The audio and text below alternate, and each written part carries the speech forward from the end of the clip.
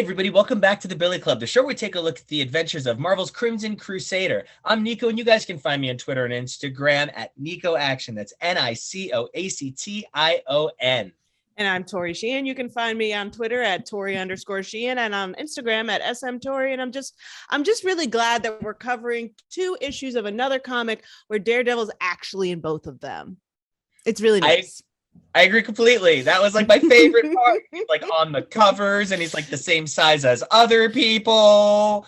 This was a good day for our formerly yellow-bellied fear man. Ooh, he's all red now.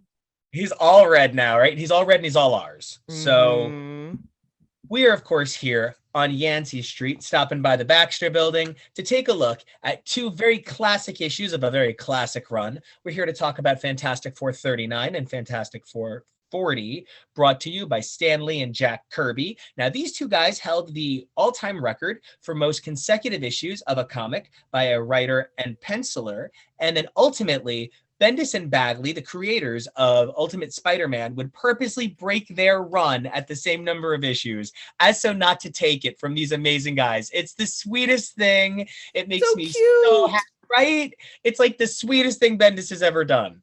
And right now, we do have 2 inkers on this title. We have Frank Jacoa, who is credited as Frank Jacoa on the industry details page of Marvel Unlimited, but inside he's credited as Frank Ray. So I wonder if it's one of those things where he changed his credit at one point, or maybe it's just a misprint.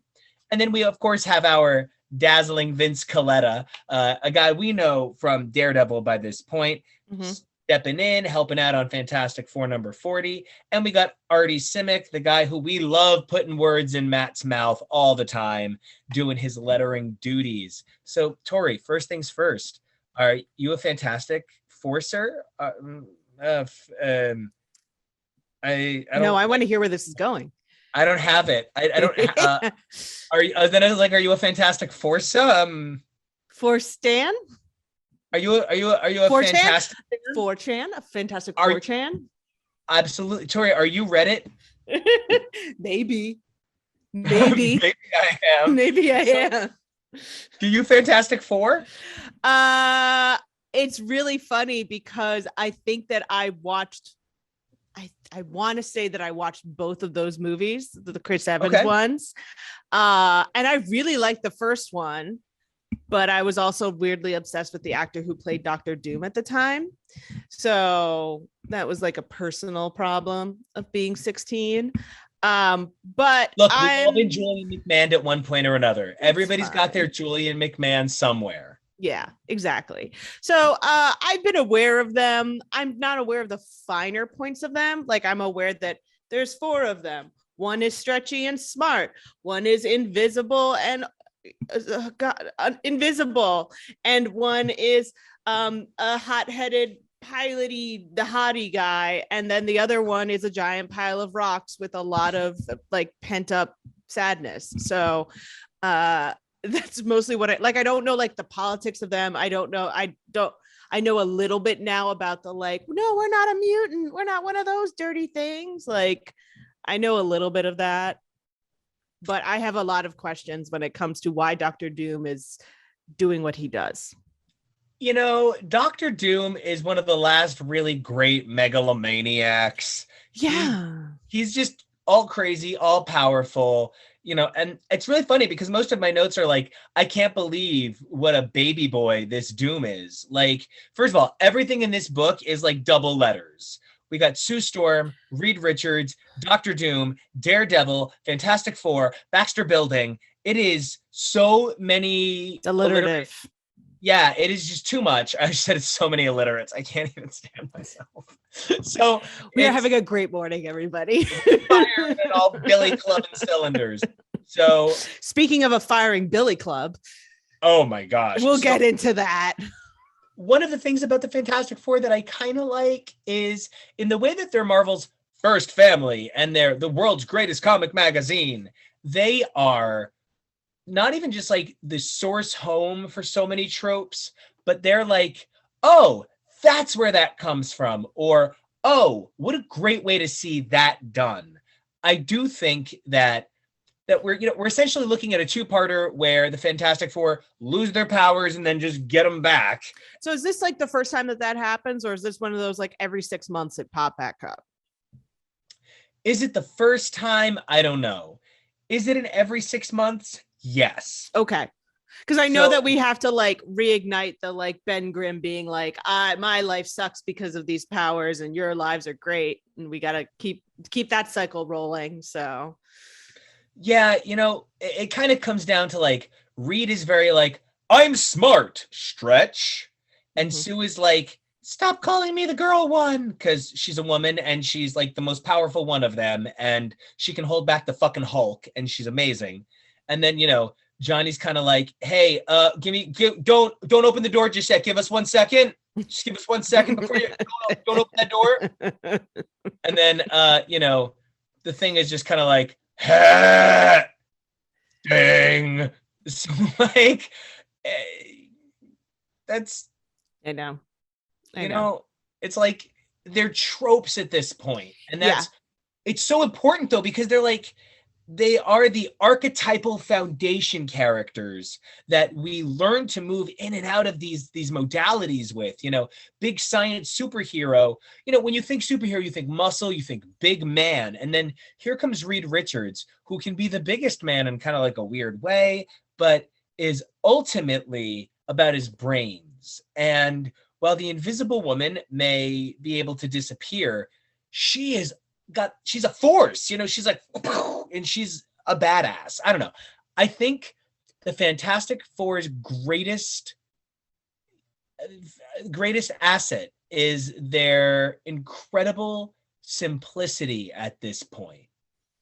Yeah, they feel a little bit like the boy band where it's like, this is the cute one and this is the smart one and this is the dangerous one. And like, I dig that. Is Sue Storm that much of a badass at this point? No, unfortunately. Sue is not yet the Sue that, she is like...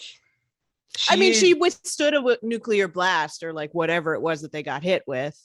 So I get that, but... She ultimately can like hold an army back, like physically, like just...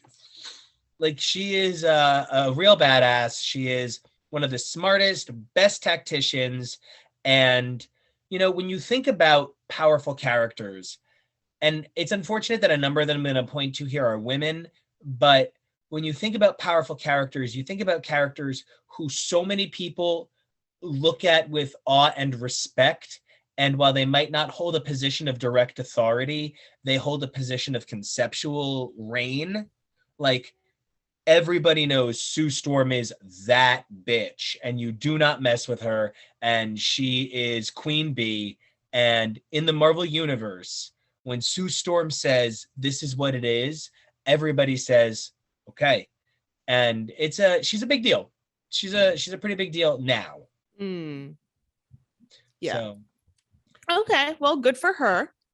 Good for her. For me, I was very fascinated by this whole, like, what are we without our powers? And I was like, Johnny boy, you're some of the smartest fuckers on this goddamn planet. You're astronauts, all of you. Well, at this point, Johnny's like, and we brought our kid brother on the flight. Oh, really? And like, Ben is like, I'm just a pilot, and they found room for me on the ship. So I also have to explain that like a lot of what I think I know about the Fantastic Four. Your question is killing me. I have to admit that most of what I know of Fantastic Four is from the movie. So in my brain, like Johnny's piloting, Ben is just like Reed security, like Sue is there because she is also smart and a girl. Like I forget that like Ben is technically the pilot and Johnny is like the stowaway they brought on the last minute. Like, and like it's retconned eventually, they fix these things, and like it's something where it's rerun effect, right? And it's one of the things that I think is so important to understanding the conceptualization of the historiography of Daredevil that we're doing here. And that's when a show couldn't be rerun or a show wasn't in reruns, right? There used to be a syndicated benchmark. You had to hit 5 years and 100 episodes to be considered culturally significant enough to have current transponder time fucking wasted on you when there's new things to be made. That's so hilarious. I thought it was that it's not worth buying a show unless it has 100 episodes. It has to be proved value when there's only so many hours in the day, and you're buying old programming, and there's only 5 channels, and exactly. And then there's cable. Yeah. And now cable is sort of like home video, and then there's DVD, and then there's streaming. So now we can go back and we can see all the problematic stuff, and we know to sort of avoid it. We know to go back and we know to change it and not make those mistakes. And we're even seeing it with recent sitcoms where like stuff that wasn't kind of fucking creepy is kind of fucking creepy just 10 years later. And when we look at this Fantastic Four stuff, it is unquestionably problematic. There is no way around the difficult treatment of subject matter that belongs to this time period.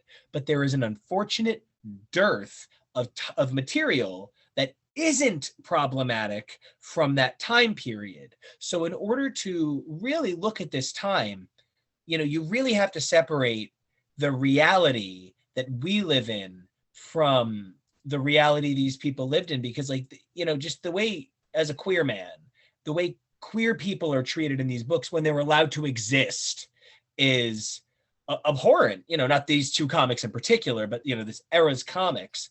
And it's this really powerful effect that you have to look back and go, if I look at this the way I should look at this, full force, there's no heroes. Yeah, no, Reed Richards is a fucking dick. And I know that he is a dick, but he's not like a Hank Pym dick, but he's a dick. And he's a dick to his best friend. Oh yeah. Full on does not give a flying fuck about Ben this entire time. No, and that's one of the things that makes this two-parter so fascinating for me mentally. We start with the FF stranded in the ocean, and it picks up from a previous issue that I just didn't think was necessary for us to get the context on this. No, we get a half-page rescan of the important part. Exactly. And by page 6 of this issue, what we're dealing with essentially is the Fantastic Four desperate to get back their powers, which is so at odds with the narrative of Fantastic Four always trying to be Reed Richards fix Ben. It felt like they couldn't focus on Ben, because for Ben, this is a dream come true. But also they don't say that at any point until they're ready to turn him back into the Thing, which I found very fascinating, because I thought we would at least get a little something of I don't know, man, this is pretty fucking great for me. So yeah, I think otherwise we can't root for them to fix it. I think that's the problem. If we were to be like, hey, yeah, no, Ben Grimm, you're human now. Doesn't that look good on you? Then we couldn't be like, yeah, Reed, fix the fucking thing. We have to be like, Reed, don't. Ben is smooth. Poor smooth Ben. Smooth aggro crag man. Oh no. But also he couldn't build him a mech suit. Why did they make it a robot instead of a suit that he can step into like an Iron Man? Yeah, and it's really funny the way science has changed a lot, because what Human Torch wears is basically a mocap suit, which you would think would be the invisibility suit. It's really odd. They made really strange choices here, because if you say to me Iron Man, I'm like, yeah, he can hang in that suit. Iron Man's a motherfucker. He's good to go. But I guess Reed was like, but Ben is gentle and sensitive and breakable, so he should not be in the fray. I don't know. It's just really sometimes kind of random draw, kind of random. It could have been a super suit, could have been a robot. Surprised it wasn't some sort of organic mecha clone. There's stuff it could have been. Especially when we can shoot molecules and have them turn into ever-growing boulders. Yeah, and can we just talk about what is Marvel Digital Unlimited page 5 for a second? I love this page. It's really funny because I don't have access to this in physical form. It's not in the Daredevil Omnibus edition, so I had to read it on Marvel Unlimited. And by had to read it on Marvel Unlimited, I mean, great scans, high quality, I mean, really it's gorgeous. yeah, really highlights the beauty of the art. It's a really pretty book, but it still is a 1960s comic, and it still has some pretty classic foibles. There's a particularly "are you fucking kidding me" scene with Doctor Doom, where Doctor Doom is sort of like, well, yes, dance, monkey, dance. And the monkey is like, you've been hypnotized, motherfucker. And Doctor Doom is like, what? Ah, I can't believe this. And then just backhands the dude. Yeah. I have two Doctor Doom questions. One, he's covered in metal because he's horrifically scarred, correct? It is one of those questions. Is he scarred? Yes, most of the time, and he gets it all fixed up, but like, it's really that he's super vain and he's just not perfect anymore. Okay. And so, but his suit is made of metal that can make angry eyebrows. Magic. Okay. And two, he really just wants to take over the world because it's fun. Or is this like, I want Atlantis to be in charge, I want Latveria to be in charge? Okay, that's an amazing comparison. Thank you for making that. Mm-hmm. Okay. Magneto wants mutants to be in charge of all society. Mm-hmm. Namor wants Atlantis to be in charge of the planet. Mm-hmm. Doom is your god. Oh. It is not even forget your other gods. There is no other gods. There is only Doom. Doom. Doom is your only god. You need no other god. So then, do Loki and Doom hang out, or is that just like a fanfic thing? Okay. Well, versions of them do at points throughout their history, but like, versions of every bad guy has teamed up with every bad guy at some point, and the reality is that when you're talking about Dr. Doom, he'll work with anybody to get his way. Same with, Loki just wants to have fun. Like, Loki just wants to put on the Cyndi Lauper outfit and do, mischief gods just want to have fun up and down the Marvel Universe. I feel like that doesn't kick in for a while, considering what we talked about last night. Yeah. And, Tori is referring to our coverage of Asgardian Wars over on X's for Podcast, which you guys should definitely be able to check out by now. It should have dropped like 3 weeks ago at this point. I hope you guys check it out over on our partner show, X's for Podcast, at xsforpodcast.com, where you can get all sorts of amazing content like Modern Marvels, where we talk about that week's Wednesday releases, Chronoskimming Classics, where we are currently deeply ensconced in 1984. We also take a look at creators through interviews and deep looks at their bibliographies. And on Mondays for the rest of the summer, we are running a deep look at the MC2 universe, where you can see, the Fantastic Five as there's a kid. The Fantastic Five is way weirder than you would believe. Cool. So when I originally read this for Matt Murdock's entrance, I thought that they were trying to convince a blind man that they still had their powers. What I'm realizing now is that it's that they're trying to get better at using their powers, and they're calling in their blind lawyer because he won't know what's going on. It is deeply ableist, no matter how you're looking at it. It's super uncomfortable. And one of the things that is so dumb about it is, and there's no other way to put it, yes, why don't we invite a man who is unsighted, who we do not know the limits of his sensory ability to interact? We know he doesn't have a service animal. We know he only vaguely sometimes has a very simple cane. let's put him in the middle of a scientific testing experiment with open flames and giant hydraulics and an invisible person to fall over. Well, I guess everyone's kind of invisible to Matt.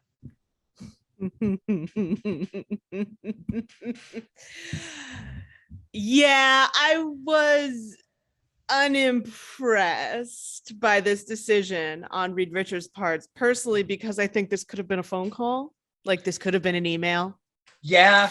Like, he's just being like, make sure you of course have power of attorney, so like send my science notes over there and make sure the charity's still running. Like, this should have been like in your will already. So like, what is the point of this other than Matt Murdock has to show up?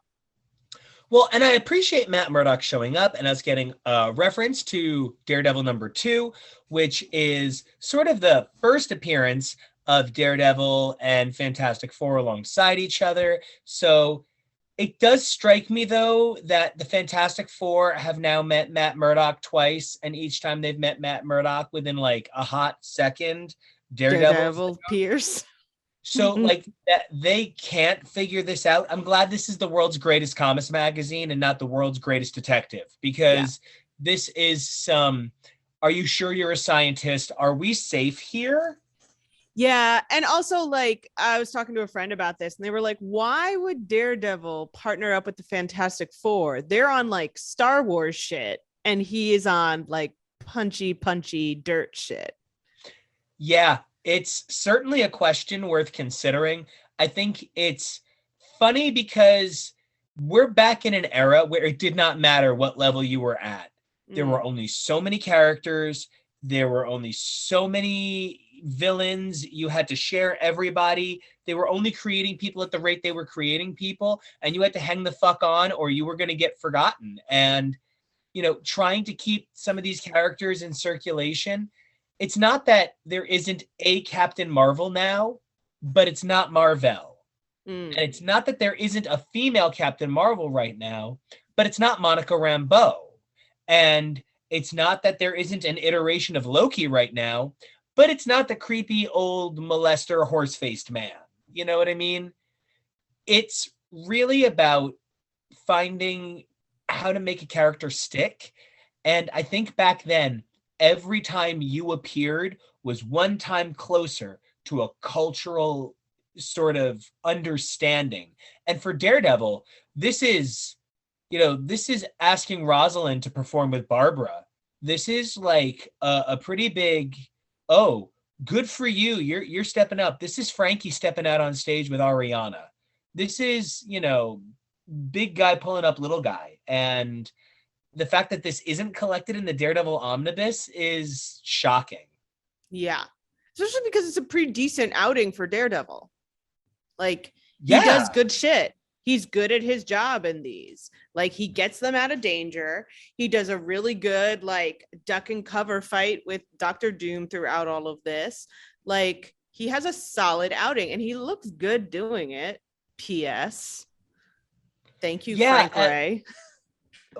But, Biz Whip, fucking Ben Grimm serving delicious Jim Daddy realness in all the ways I need.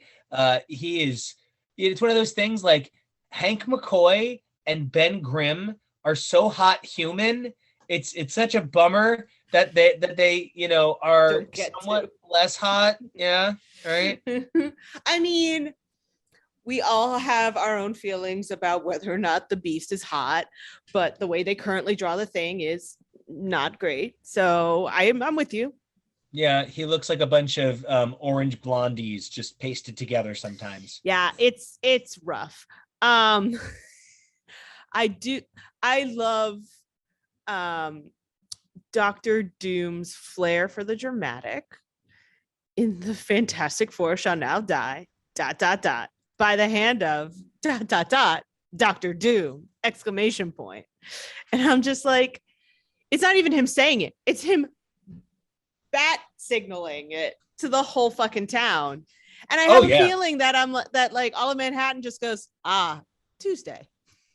Yeah. And, like, it's such a great two-parter for that too, because you know I love what a fucking like douche Doom can be, but like it's made all the cuter by the fact that Reed is like, I kind of believe in this Daredevil guy. I think he's here to help us. And I'm like, yeah, yeah, Reed, he is Reed. And like it's the right balance of what I need from those characters. Yeah.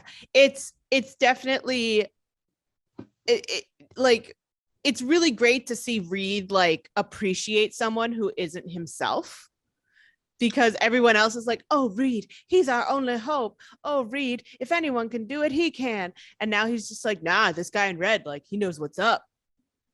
Well, and like part of it is that the vortex machine is like so stupid. Like just like by today's standards, by 60s standards, what a cool idea. But like even by 1976, Claremont would have Storm be like, oh, fake whirlwind, bye. And like it wouldn't even be a thing. And it's, also we've just looked at Daredevil being so outclassed by Namor. Doctor Doom is another merciless outclassing. This is just like, you're talking about like backyard wrestling versus, an Avengers movie in terms of budget. It's just this isn't a fight. This is a cat and mouse game. This is 100%. You are about to get stomped. Good luck on how long you get to survive. Like, yeah. I also have a question. I recognize that each of the Fantastic Four follow the four elements, that like Reed is water and Sue is air and the Thing is earth and Johnny's fire. Like I get that. But why do they call them natural powers? They keep being like, we're without our natural powers. How can you hope to replicate nature? And I'm like, y'all got hit by radiation in the space. Yeah, maybe they mean like these artificial powers that you're producing instead, like the suit and the other suit and the other suit and the robot. Maybe they're justifying it and they're just like, that's what it is. These are interesting. I don't know. Is there whatever, you know what, I have a lot. This is also the most like gizmos that we've seen out of Daredevil so far. Oh yeah, and it's very fascinating to me because like there's a part of me that's like, why would you build a car that can launch parts of itself at things like that are also like the passenger seats? Like this isn't like you launching torpedoes out of your car. This is literally like, hey buddy, I'm just gonna send you somewhere. Gotta go. Yeah, like what? Why? It just feels like so much of what Reed Richards builds is built to destroy them at all times. Oh, I get that for sure. It's the inventions of a non-inventor. Every time a writer meets someone, right? Every time you say I'm a writer or I have a podcast or anything, everyone goes, I've always had an idea for a novel. That's great. Shut up. Or like, oh yeah, I'd love to be on your podcast. Oh, do you actively currently read X-Men or Daredevil? Or no? Okay, no. And then like, it's got to be the same thing where like one day Stan Lee comes to work and he's like, I'm going to invent an ejector seat. And, but why? Because, and, all right, I'm Jack Kirby. I'm going to draw it because I'm going to do other things with my life too. So it's cool. And so they draw it on paper and it's like, or like when somebody's like, I'm going to write a musical. And what they write is a bunch of really personal songs about growing up themselves. And they're just like little pop pastiches. And they're all, you know what I mean? And they can only be sung by them. And they're the same 7 notes, right? It's that. I think that's Stan Lee. Me? What the? No, but it's, it's Stan Lee being out of control, like just Stan Lee thinking this is how you invent. I want all the listeners and watchers at home to understand the reason why I'm laughing so hard is that the only brand that I have when I guest star on X's for Podcast is I don't know these people. No, it's the best brand. I'm coming in as a new listener. I'm interacting as somebody who has joined into the machine. I think it's a really valid perspective. Right, but also like hilarious that you're like, oh, have you ever read this? No, don't come here. I also, sorry, I was really impressed by Daredevil's little like tightrope chin up that he was doing as he Oh avoided yeah. things. Like, good for you, buddy. That's impressive. Um, Also, while you were talking about uh how Ben Grimm is serving you Jim Daddy realness, my brain just went, he looks a lot like Jack Murdock. He sure does, doesn't he? That's a great catch. He's got that thick bruiser build. Yeah. Wait a second. How long ago did Jack Murdock die? How long ago did the Fantastic Four have their powers? Was Jack Murdock secretly a double agent and for the astronaut community? And then he went up he had to leave his kid behind and go up in a plane and become the Thing? And that's where the first chemtrails came from. Yes. Oh my God. We've solved it. We have. Jack Murdock's alive and he's the ever loving Thing. That's why he keeps visiting Matt. Oh, okay. Now I'm in. He's just looking in on his kid. Yep. You know what I don't love the solution on? The stimulator. Number one. You mean Sue's vibrator? Yeah, it sounds like a sex toy. Number one. Number two, I get it. You know, we're talking about an era of Marvel that's meant to be kind of tropey. Like, it's the era that invented the tropes. But like, I found a repowering gun. You know, this is one of those things where, like, in X-Men right now, we're dealing with a 40-year-old plot about a depowering gun that depowered one mutant 40 years ago to dramatic results and was used again recently. And, you know, this depowering gun is a big thing. And then you just got Reed Richards running around with the thing that, oh, it just repowers people. No big deal. And the other thing is that, like, there's no mention of it in the first one. None. And so, like, I actually have written down, what the fuck is this? You had the answer the whole time. What the fuck were you doing in your lab? And then, like, literally like 5 pages later, they're like, Ben's like, yo, why not this originally? And he's like, oh, it had to repower. And I'm just like, why didn't you just fucking say that? Also, you could have like gotten the fuck out of town. And with the gun, or like lock down the gun, or like, you could have just made this so much easier. Because, like, that's the thing, is that Dr. Doom just like shows up to the Baxter Building and Reed, I mean, I presume at some point they've talked to the Avengers, but like Reed could have literally just like shot a note over to Captain America and Tony and Thor and been like, can you just like keep an eye out for this guy? We'll be back soon. We're at a family reunion. Gotta go. Yeah, there's so many ways in which I feel like this issue, this sort of, oh, we found a way around it, just kind of underserves the nature of the crossover, because like ultimately Daredevil served no purpose. It could have been Daredevil, it could have been Spider-Man, it could have been Iron Man, it could have been Wasp, it could have been Ant-Man, it could have been anybody. What did Daredevil add here? It's a solid appearance, and the Daredevil of it is definitely doable, but the Matt Murdock of it is completely negligible. The Matt Murdock of it is actually, I think, the important part. Interesting. I think the Matt Murdock of it, of calling in the guy who can't see to help you, is like the point of it. And also, I think they really wanted that blind leading the group thing. They really wanted that title. So, I mean, it's all ends with the fact that Daredevil disappears off screen. They're like, he's like, why didn't you help me with the fight? And they're like, we were patching up Daredevil and then he had to go. And I'm like, he just goes. This is the problem with the Marvel method. You know, remember that the writer, Stan Lee, would come up with a rough treatment, would give the treatment to the artist. The artist would draw the treatment as they saw fit. So take that for what it's worth. And then Stan Lee would cut it back together in whatever order he thought it looked good.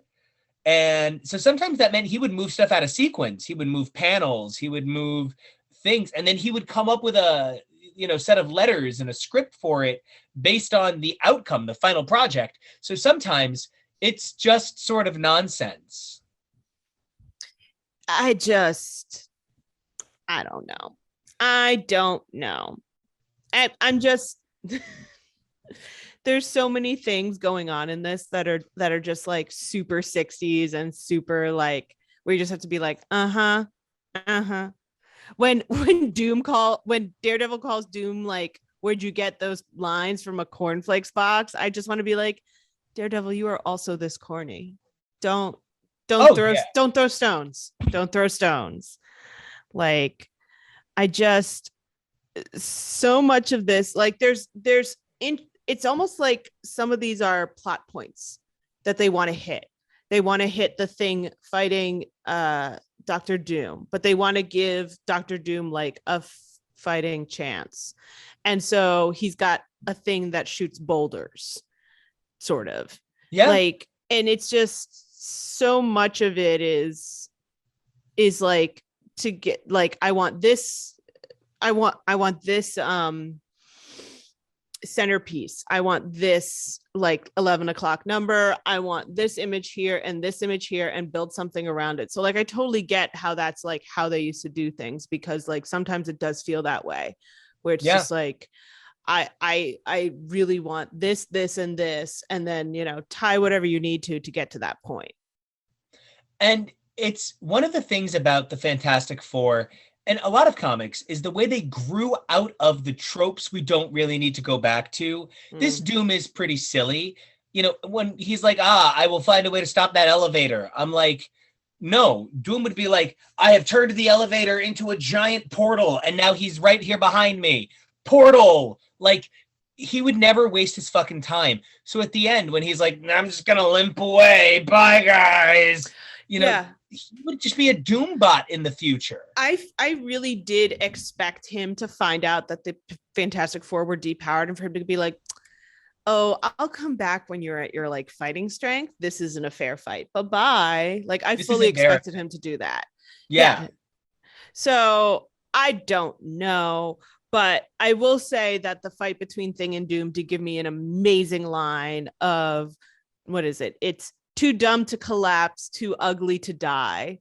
Thanks, Ben. That's going to be my mantra for any really rough week. Oh man, that is, yeah, I'm going to live with that in my heart forever. Man, too dumb to collapse, too ugly to die. Like, Jesus fucking Christ, man.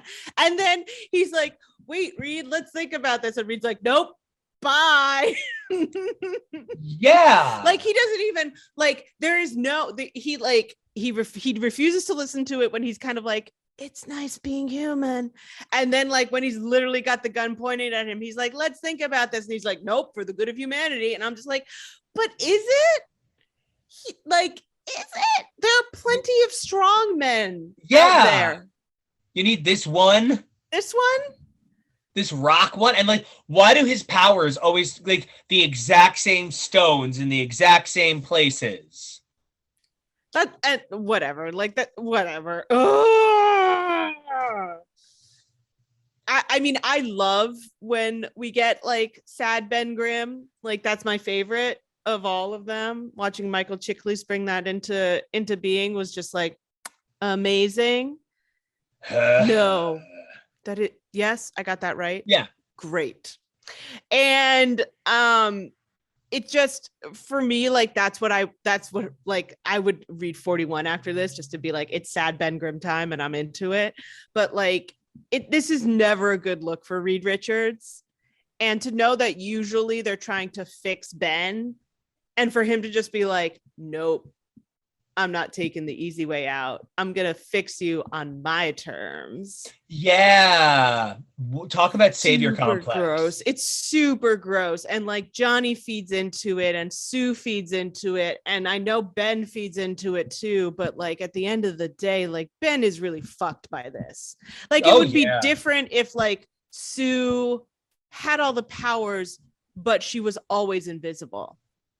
Right. If Johnny like had all the fire but couldn't fly, or like he was always too hot to touch. Yeah, absolutely. Like The X-Men's rogue factor. yeah, and like that, and like for Reed, like he can never like stay in human form. He's always kind of floppy. Yeah. Like there's just ways where the other ones could also have issues, but it's just the Thing is the one and is the Thing. Yeah. And I'm so glad you brought up Sad Thing, because this is the first time, I think, because Spider-Man didn't really create the juxt I needed, I can say Daredevil's a romance comic. Fantastic Four is like a science comic. And then Spider-Man's somewhere in between, but I'm reading this and I'm like, where's all of the whining about romance? Where's the weird, sappy best friend? Yeah.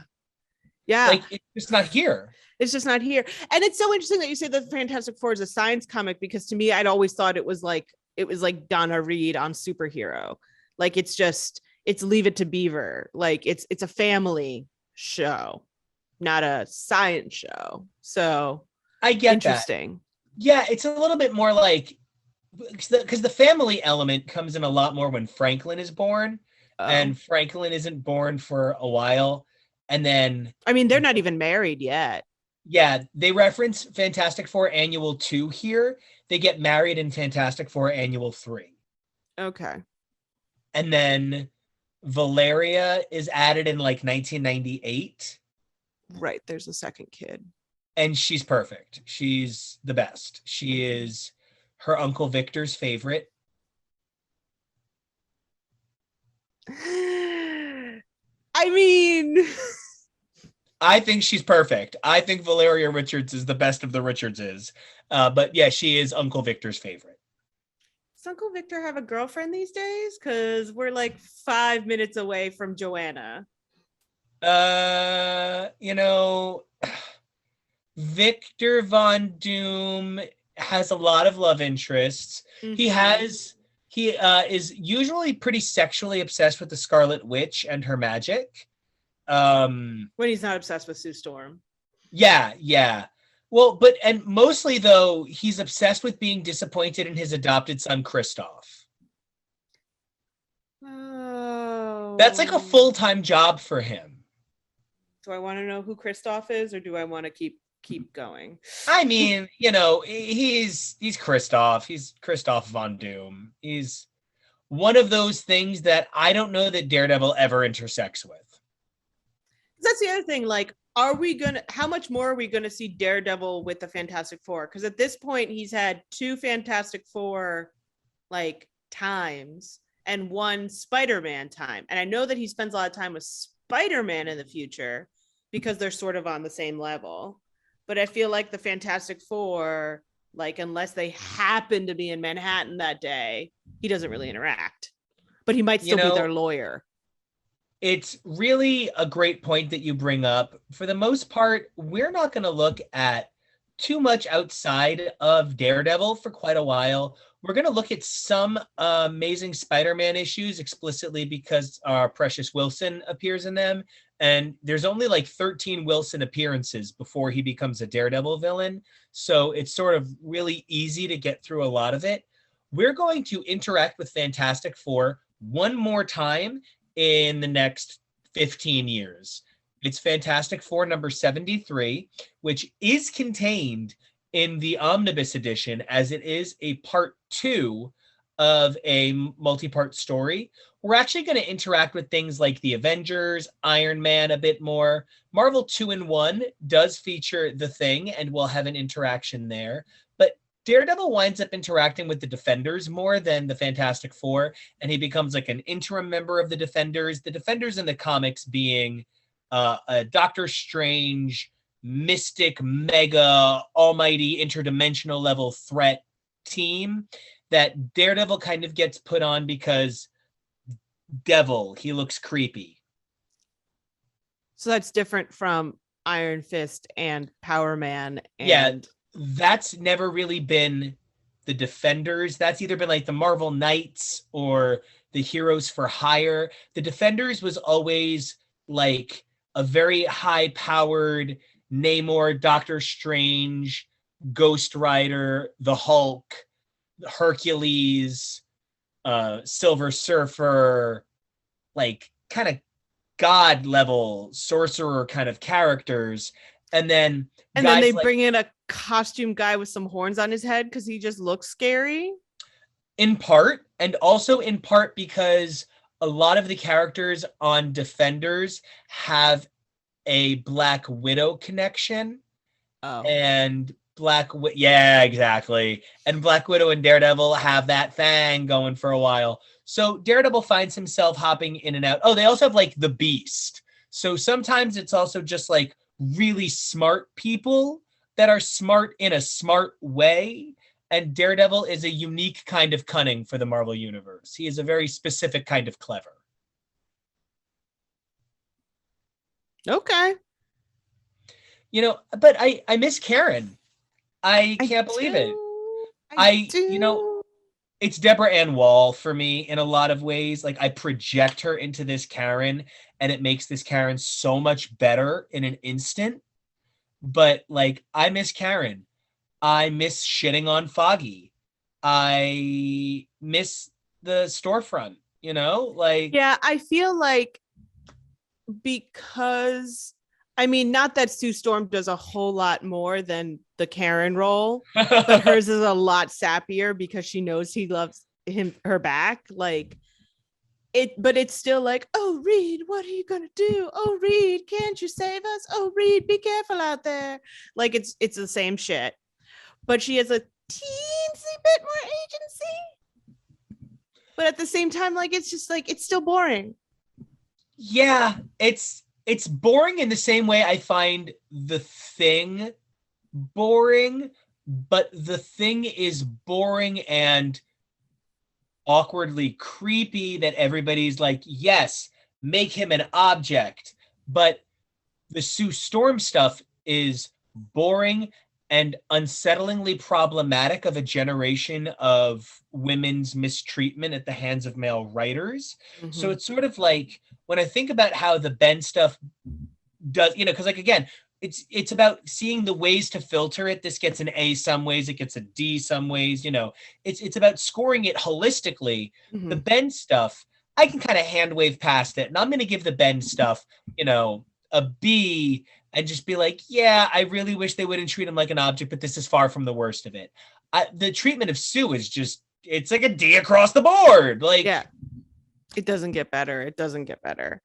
So yeah. So I mean, it is what it is. The fights are good. When they get their powers back, it's fine. We get a flame on Johnny, like, you know, we get frozen people. At the end of the day, this isn't a Daredevil story, but it's a story that Daredevil spends a lot of time in. And, you know, I guess it makes sense. Namor is the other Doctor Doom. Part of the way that Namor and Doctor Doom work together is Doctor Doom is like, Namor, I would like to take over the world. Are you interested? And Namor kind of comes in and is like, I don't know. Will Sue be coming? And Doctor Doom is like, not this again! God damn it! Fish tacos on your own time. So.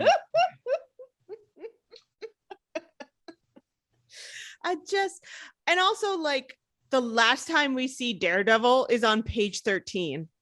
And then we restore the Thing, and then it's just bye-bye. Yeah, and you don't see him till page 10 of the first issue. So he's in roughly an issue out of 2, if that. Yeah. And, you know, it's something that comes up a lot, like, you know, just to be me for a second, I just happened to see Tori Amos twice in concert. And something she does is she drops in bits of other songs. Mm-hmm. Like, you know, especially if there's a motif that's just sort of standard to her music. And so then when you're on like the set list database where you're trying to record what songs are in the show, you've got to be like, okay, but this had a 30-second snippet of this song. How do I pull that out? For a couple of years, Marvel tried to do that.